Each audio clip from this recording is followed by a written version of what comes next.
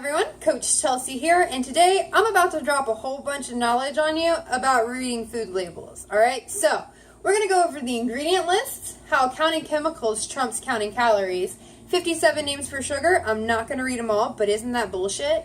And then 4 certified names versus non-certified names. Alright, so first and foremost, when you're looking at a box with food in it, go down the side, past the box that says calories and all that junk, and then go down and read the ingredient list. When looking at the ingredient list, they're going to be listed from largest quantity to smallest quantity. Most likely starting with something bold and highlighted, and then going down to 2% or less of whatever. When looking at this, you want to make sure that whatever you're eating, the main ingredient is healthy for you. All right? Also, when trying to pick out vegetables and things like that, if it doesn't have a label, that's a good thing. All right, that means it's good for you until you get into GMOs and things like that, which we'll talk about in a little bit. When it comes to counting chemicals, you can see this on the ingredient list because they're going to be those words that look difficult to say, are full of a bunch of letters that make absolutely no sense. And that means that it's 9 times out of 10 a chemical that's put into your food.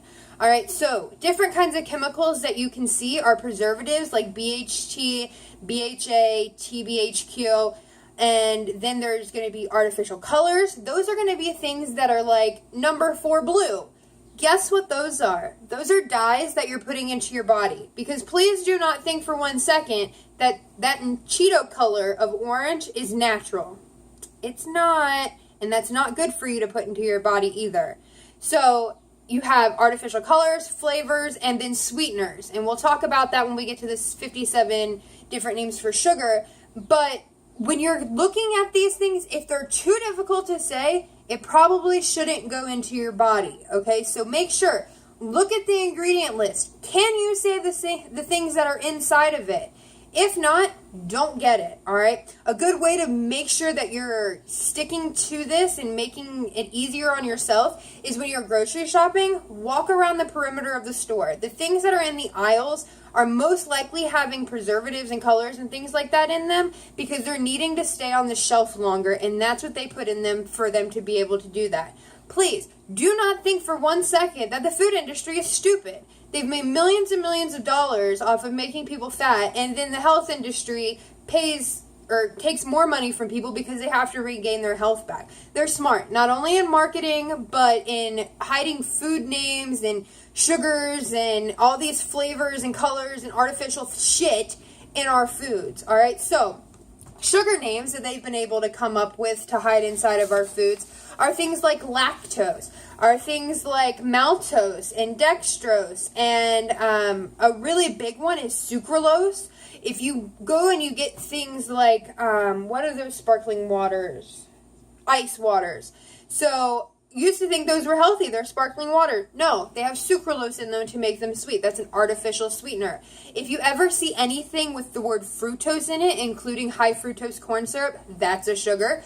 Caramel, barley malt. How weird of a name is that? But it's still a sugar. All right, I won't list them all, but you can look them up, and it's just amazing how they've been able to hide such things inside of our foods without us actually being able to figure it out until you learn about how to read food labels. So, don't get tricked anymore. And now let's go on to some certified versus non-certified labels, because this is also another place where people get confused. So certified labels are those by the USDA that approve food for being good for you / determining how good for you they are. So certified labels are grass-fed, organic, GMO-free or GMO project, and then naturally grown. Those 4 are the good ones for you, all right? But I know you're thinking, what about natural and cage-free and free-roam and antibiotic-free and wild or farm-raised? What do all those things mean? Well, when it comes to non-certified food labels, they get very tricky. So, for example, let's take free-range or free-roaming. I know there's someone out there who has said to themselves, I'm going to get these eggs because they're, say, free-roaming.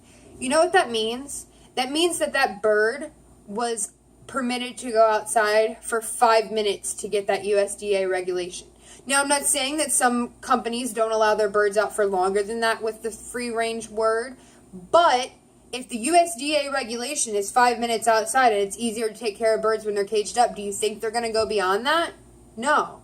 So be careful when it comes to words like that. Another one is natural. It's not always natural. Depending on what the definition is, it can hide artificial things within it. Cage-free, yes. This means that they can be raised inside barns or warehouses, and they're able to nest like normal birds. Like, they are able to walk and nest, and they don't have hormones or anything in them, but they don't have access to the outdoors as much as they would if they were organic or grass-fed or GMO-free or naturally grown. The difference between natural and naturally grown makes a huge difference, so cage-free also does. All right, and then the last one that I found that was a big iffy for people was the difference between wild and farm-raised. So farm-raised basically means, let's take salmon for example. You have a big-ass tank of water full of a bunch of salmon, and you're pumping them full of antibiotics and steroids to make them bigger, and they're farming and breeding in this barrel. That is where your fish is coming from if it says farm-raised. If it says wild caught, that means that that salmon was caught somewhere out in a river or in a lake or wherever the hell salmon live. Alaska, I think, is where they live. So there's a difference in what your food has in it. Yes, there may be natural pollutants or whatever inside of a wild caught animal. However, it's not purposefully being put there as a farm raised animal. All right? So I hope that this video gives you a little bit more understanding on how to read food labels and the trickiness that can be the marketing and crazy food industry. And I hope that from this video you're able to make better choices about your food when looking at food labels. Still always be sure to look at the serving size because those can also be tricky. There are new regulations going into place when it comes to labels, so we'll see how that goes. I don't know if that's going to make a change on all the artificial shit that they put in it. Probably not, but at least you're going to be able to hopefully be more aware of it. All right. If you have any questions or would like any more help or tips on how to read food labels, simply reach out to me or comment below. All right. Have a great day, everyone. Bye.